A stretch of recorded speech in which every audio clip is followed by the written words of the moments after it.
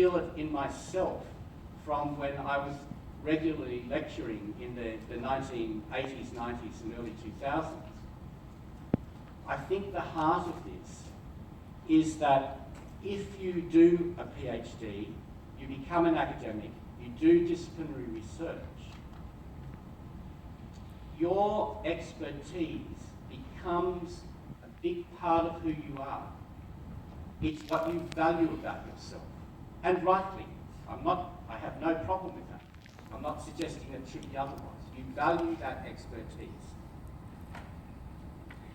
But what happens in the university is that that expertise is then used in a way to keep reinforcing it by getting up and in a lecture, what you're really doing in a lecture, and possibly identity as an expert by doing it. I'm entirely sympathetic to that. I just don't think it's any good for students. Now, the other thing, going back to the camera example, is that expertise is moving. It's now a property of the net. This is a lovely quote from David Weinberger, I think. Expertise is moving from being a property of individual experts to becoming a property of the net. This is what I was suggesting earlier. This book, by the way, outlines something even more interesting, I think, which is that the kind of knowledge structure that we had in the past, the one that was kind of authoritarian, which I want to go on to talk about, is actually a result of the technology of the book. That the book has to go through a process of becoming static. In other words, the book, you can't interact with it in the same way. You can't, in a sense, ask it questions or play around with it in the same way. The book needs to be fixed. And in becoming fixed, it therefore gives the appearance of authoritative knowledge. I once had to write an article for an encyclopedia. And there are all these instructions. I don't know if any of you have ever done this, but there were all these instructions about how you write this. And it was a short history of Western Australia. And they asked me to write it in such a way that it gave the appearance of just kind of coming out of the air, that it wasn't written by anybody. It didn't have an author. It was settled knowledge. Anybody who's written a history knows that history is not settled knowledge, ever. I knew that what I was writing was not settled knowledge. It was my way of seeing things. But I have to give the appearance of being settled knowledge. That's what happens in the encyclopedias and books and so on. What we've got now is an internet that's full of disputable knowledge, which is fantastic. The continuation of this view of expertise. A lot of it comes from very poor assessment practices. I make no bones about that. I think assessment at most universities is pretty bad. It still tends to be asking questions about the wrong things. It still measures, to a large degree, it measures memory work. It doesn't problematise for students. It often reinforces the notion that there are single answers to things through MCQs. The increasing use of MCQs, in my opinion, stops students from ever being required to explain things. And I think that's a real problem. In other words, somewhere in there is the answer, always.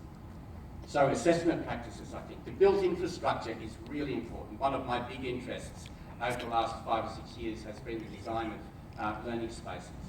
And how we design learning spaces, I'll get onto this in a minute, is important. Obviously, the focus on research.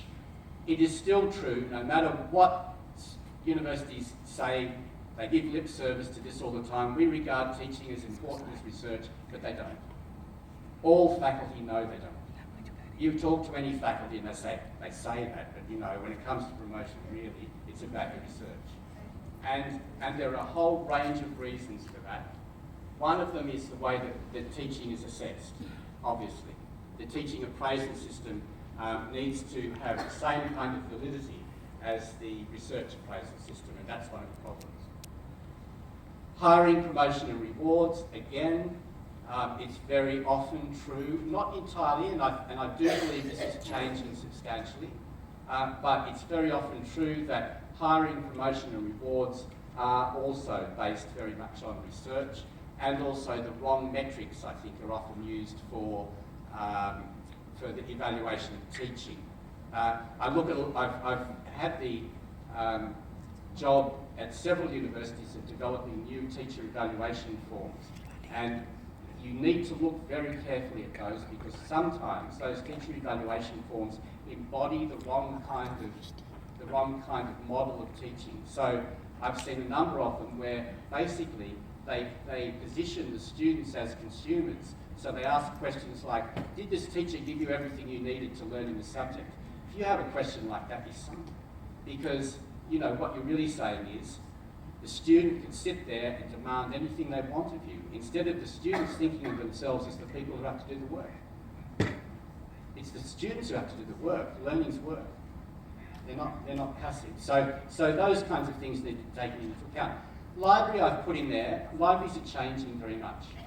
Libraries are changing drastically, and so I want to be a little bit careful about what I say here. But in the past, libraries were the repositories of already filtered knowledge. So if a student in 30 years ago, let's say 40 years ago when I was an undergraduate, all of the stuff that we were using in our courses came from the library. In other words, it had already been edited, it had been through peer review, it had a certain kind of quality control. It meant that I, as a student, could have pre-digested work that already had a certain quality. In other words, actually, I didn't have to think about it as much as I do now if I'm using material from the internet, which is not filtered. So critical faculties become more important. So the library, I'll just leave it sitting there, but what I'm really talking about here is the library as it was in the past. So, what I believe is that this system leads to the reinforcement of individual expertise on the part of faculty as knowledge authority. I've done a lot of focus groups with students, and that's certainly the way they see it, because it's reinforced all the time. One of the problems is the PhD. One of the things that I would like to go on a bit of a campaign about is completely changing the way that people do PhDs. I'm a perfect example of it. When I was doing my PhD, my head of school came to me and said, we would like you to teach the fourth year honours course starting next week. I'd never taught before. And fortunately, I kind of took to it. I enjoyed teaching, but I remember at the time thinking there was something wrong, because he said to me, the reason we want you to teach the fourth year honours course is because we like your research. And I'm thinking, that doesn't quite equate. You know, we know from the research that there's no necessary relationship between the quality of somebody's research and their ability to teach. I could be a terrible teacher and a very good researcher. And so what I think happens, and what I see happening, because I'll go on to describe a course that we actually teach, what I see happening is that PhD students are really focused so much on their research. Most of them have to do some teaching as a teaching assistant, but their supervisors, and I have this on very good authority, that their supervisors will say things to them like, don't bother too much about the teaching, it's not important. You know, I know you have to do it, but don't spend too much time on it, because the research is what's really important. Now what happens? All future academics, if we stay with the system we've got, all future academics are going to have finished a PhD. That's the way it is at my university. You don't get an academic job unless you have a PhD and probably a postdoc. Not all PhD students are going to go on to be academics, of course, but all academics are going to be drawn from PhDs. If you remain with this system, what happens is you're replicating exactly what's happening already, and that is that the PhD students finish their PhDs, they become faculty, they're already shaped by this opinion that actually the research is more important than the teaching. That's where they start from. What we're doing at NTU, and it's a good start, but it's not the whole picture. At NTU, all PhD students have to do a whole semester's course on university teaching and pedagogy. It's a rigorous course. Not all of them pass it. They have to do a peer-reviewed micro-teaching session. They have to do assessment. They have to read research on higher education teaching and its effectiveness. The point of that is to try to rebalance what happens in the PhD. But go back to what happens in the PhD. As it says here, deep knowledge of one's discipline is a key outcome of doctoral study. In other words, the PhD is that place where that expertise in a discipline begins to be developed. The built environment massively reinforces expertise as authority. Look at this. What happens in here, or what happens in here? What happens is, you walk into a lecture, I mean, I've done this hundreds of times, and I'm sure many of you have as well. You walk into a lecture theatre like this, the students, they can talk to the person next to them, but they can't talk in groups. They can't do collaborative work very easily. You can do it, but not easily. And you, of course, go and stand here behind this thing, and you talk out to them. Automatically, that environment creates a certain set of relationships between you and the students and amongst the students. And that relationship is inevitably going to be one of you as the subject expert and authority. It happens all the time. On the other hand, you can have, now this is one of our rooms at NTU. In fact, we've converted all of our tutorial rooms to this. 107. Some of you have actually been to NTU and seen this. We've converted all of our rooms to this. And one of the things that we've done, I think it might be on the next slide. No. I'll go back. One of the things that we've done, as I'll point out again later, is to put the console in the corner here so that the teachers can't take up a single standing position. No lectern, no point where they can stand behind a desk. They have to circulate amongst the students. I'm going to skip that one. So what I'd say is that the structure of the university has been one of filtered knowledge, a hierarchy of knowledge, and as a body of knowledge which we then disseminate to the students. Both the library and the lecture are sites of that kind of thing. But the world has changed. And what's now important is that students develop an ability to think, to discriminate, to be critical in what they evaluate, to be more creative. All of these things are necessary for what we always hear of as the 21st century. One of the things that John Seely Brown says is that we have moved from a mechanistic view of knowledge from the 20th century to a much more creative view of knowledge now. Okay. Some suggestions, which I'll go through fairly quickly because I've taken too much time already. I'm going to say rather boldly, get rid of lectures. I actually mean that. Get rid of lectures. The future university doesn't have lectures. And it's already happening. University of Adelaide is already phasing out lectures. I think this coming year, 2016, is the year that they no longer have lectures.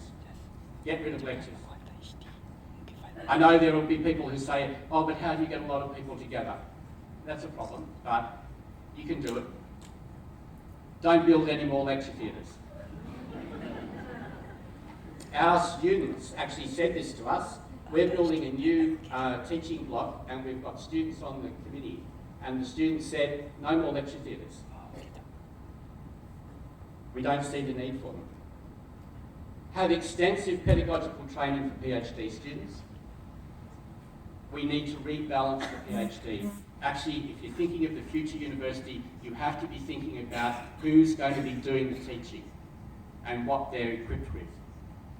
And definitely for faculty. you need extensive faculty training, and not just for new faculty, for all. In fact, it's often the established professors, in my view, who need it the most. If I go and observe people's teaching, which as I say, I do very often, then I'd say that a lot of senior people also need faculty training. I like the Swedish model, where the Swedish government has mandated that all faculty at all universities have to go through continuing training in teaching and learning, not just once, they have to keep doing it. Reward faculty for basing their practice on evidence and research. Use decentered classrooms as hubs for networking and for bringing connections into the collaborative space. What I see is that there should be an emphasis on discrimination reduction. The future university, there's a distinction too between information and knowledge. We're looking for knowledge, not information, which is making sense of information. But too often, I see teachers who are just retailing knowledge, information. I'll skip a couple here, and I'll skip good old Willem von Humboldt, whose model I rather like, to say this, to finish up. We now live in a networked world in such a way that the classroom is no longer a kind of exclusive, closed-off space. The classroom is now just one node in a network of learning places. And if we look, we've monitored the way our students learn, and much of what they learn is not in the classroom, it's when they're working in other places together outside the classroom and online. The classroom is still a special place, but it's not the only place. And what I see it as being is a special place where we use our expertise as faculty to develop critical minds, to sharpen their minds in the discipline, to get them to think about being a microbiologist, to think like a microbiologist, and not just to retail facts.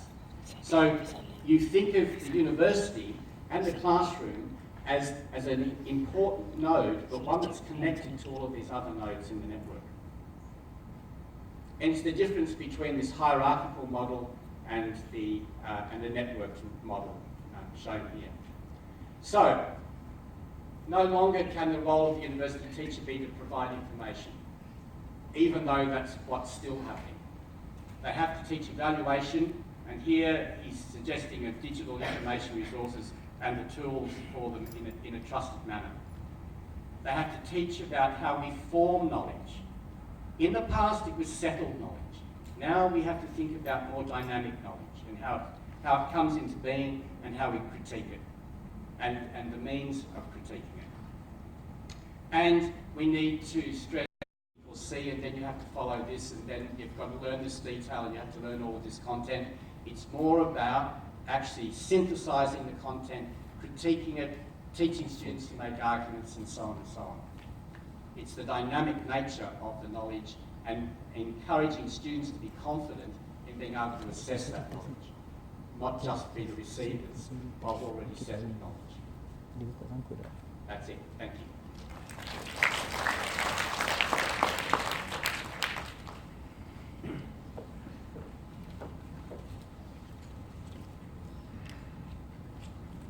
Thank you very much, Mr. Professor Dr. Peter David Booker, for a very inspiring presentation. From his presentation, we note that universities should no longer be conceptualized and structured as self-enclosed entities, but as nodes in a global network where student learning is organized, explicitly guided and critiqued, rather than taught through dissemination.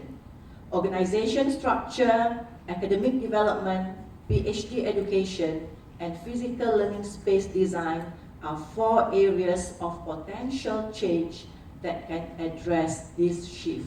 Thank you very much again, Dr. Luke. Our next presenter is Professor Dr. Muhammad Kamal Haji Harun. Professor Muhammad Kamal is currently the Director of Higher Education Leadership Academy, ACAD. He was the Deputy Vice Chancellor, Research and Innovation at University of Malaysia, Kelantan.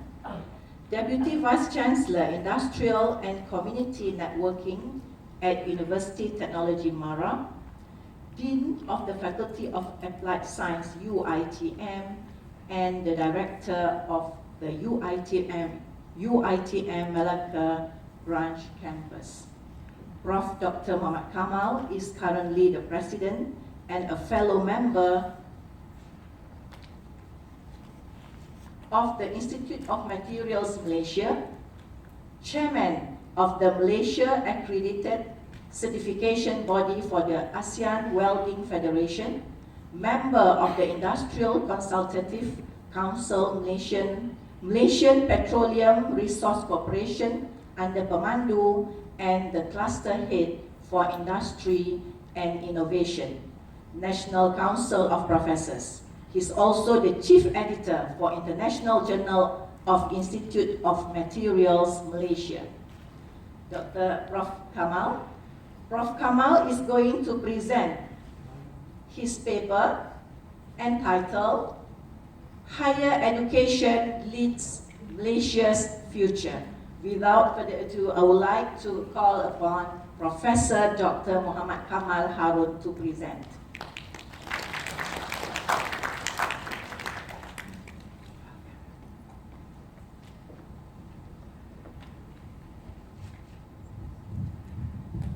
Thank you very much, Prof, for the kind introduction. Bismillahirrahmanirrahim. Assalamualaikum warahmatullahi wabarakatuh. And a very good morning to all the participants, friends, delegates for this conference. Let me try to get this to my slides.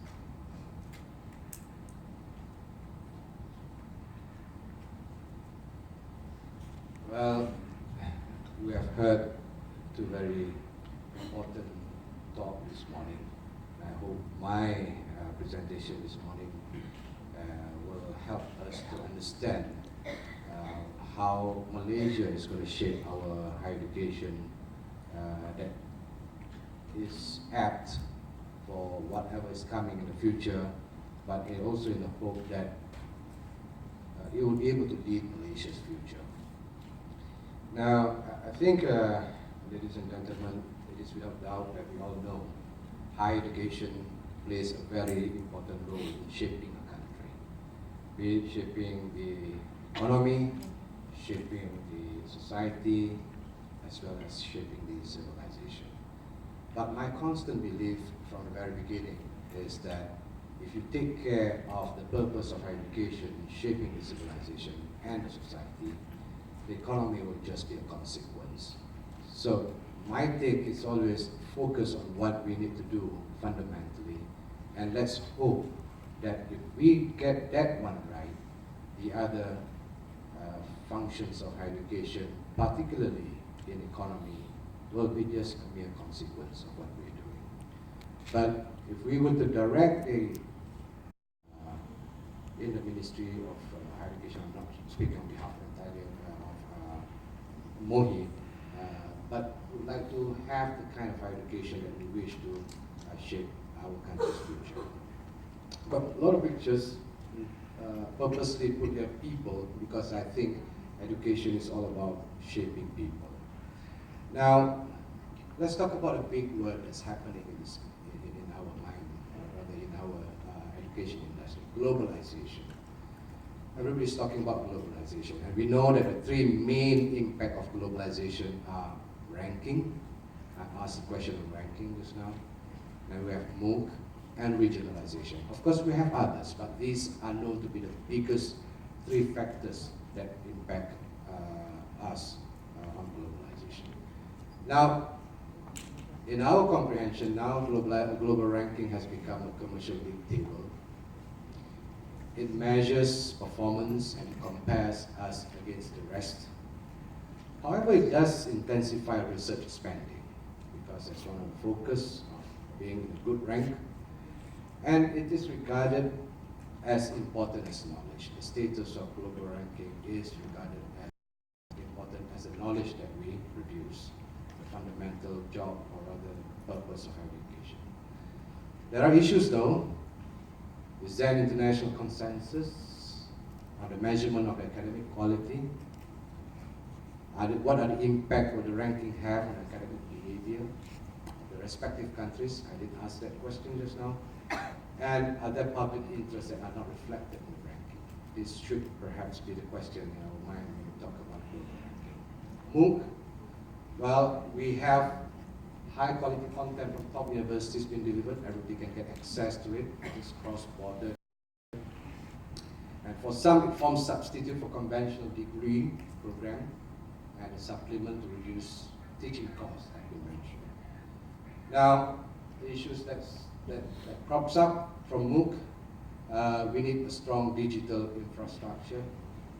I've been to some parts of Malaysia, of which the time duration open for students to apply online to universities is only for 2 hours. So, certainly for these areas, the digital infrastructure will support MOOC. It does transform traditional class learning approaches. Are we imparting knowledge or are we imparting education through MOOC? There is no certainty about the labor market responses to MOOC graduates at the moment because MOOC started sometime in 2012. It's about 3 years old, and we're not seeing much of it yet in terms of impact of the graduates.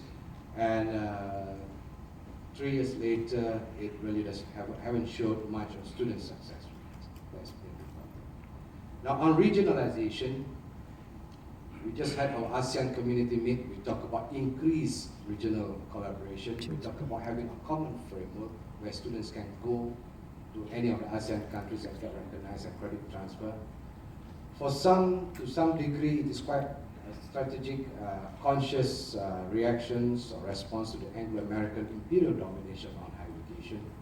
And it talks about regional convergence as well as identity. What comes out of regionalization? There is a lot of talk on the emergence of new narrative that focuses on common regional needs and values of higher education for the countries, for the region. We're talking about regional convergence and identity, and we also talk about the East Asian region becoming the third great global zone for research and higher education is coming, particularly from China. Now, I will share with you as well the concern of the weight of the past of higher education in Malaysia, push on the present, and pull on the future in the future triangle for Malaysia. Now, in any universities, we are always in trying to balance the demand of the state versus the market. The state has got a future projection on future ideals for higher education, but the market is saying something else. There is also an issue of massification of higher education, produces quantity, but there is also an issue of quality that goes along with it. There is an issue of public, whether higher education should be a public good or should it be a private good. And there is also an issue of us, particularly in the universities. Are we there to focus on academic issues, or are we there to also focus on managerialism? There is a certain amount of topics need to be covered within one semester. It has to be pushed to the students. Is learning actually taking place?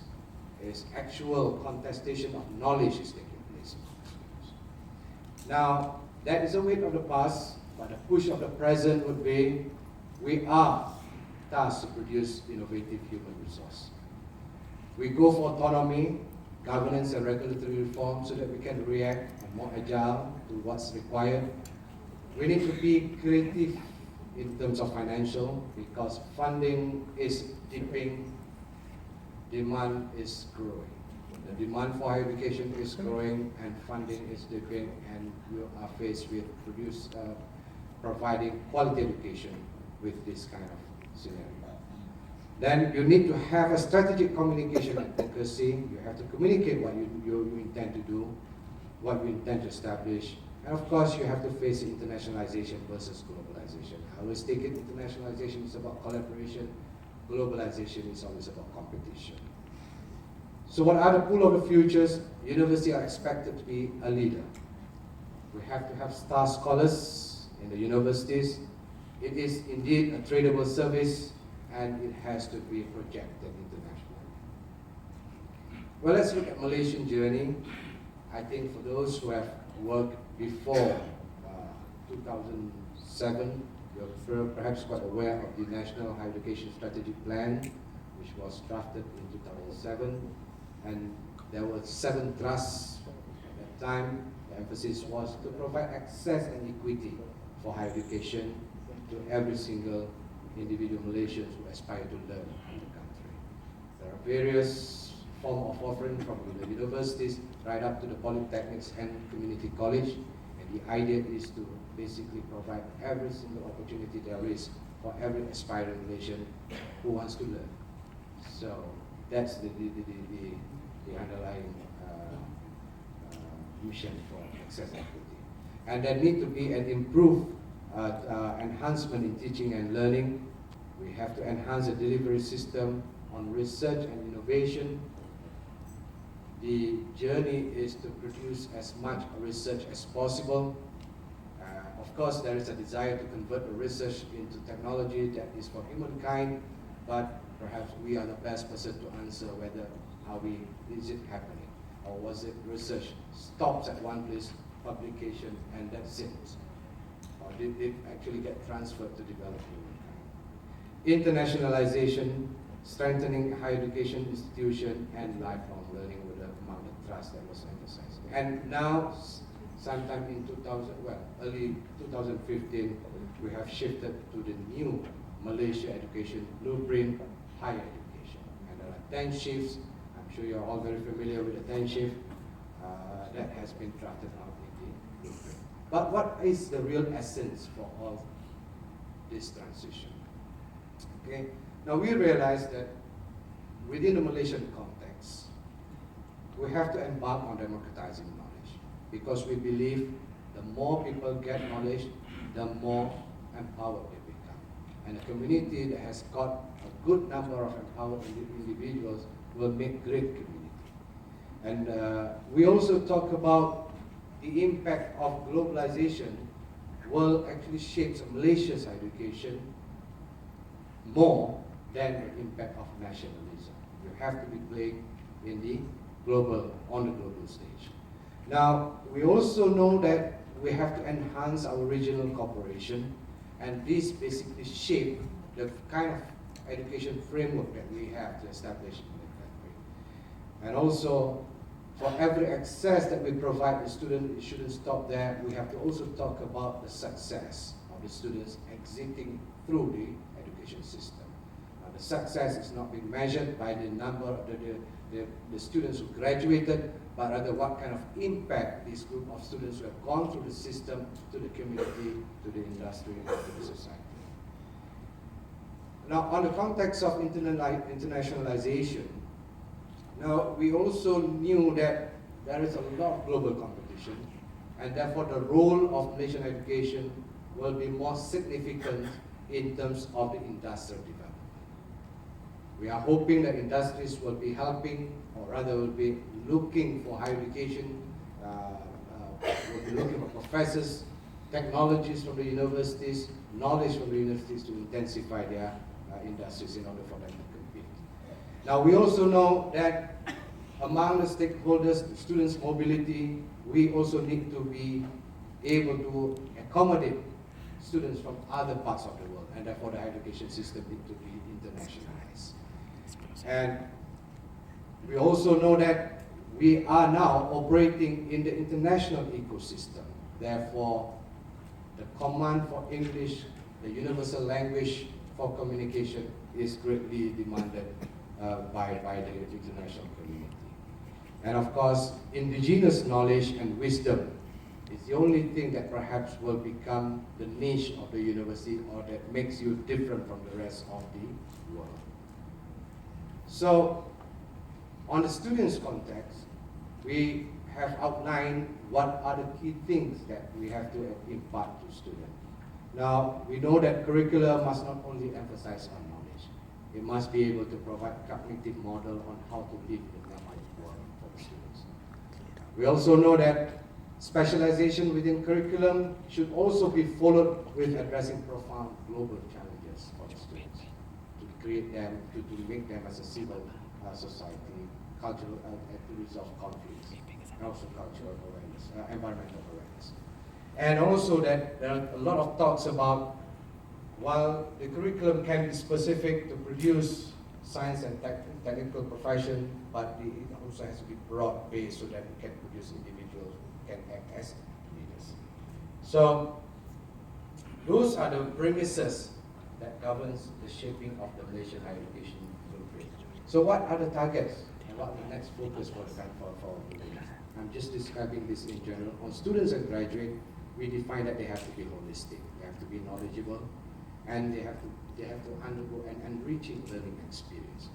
We also know that they have to be able to foster national unity while celebrating the cultural and linguistic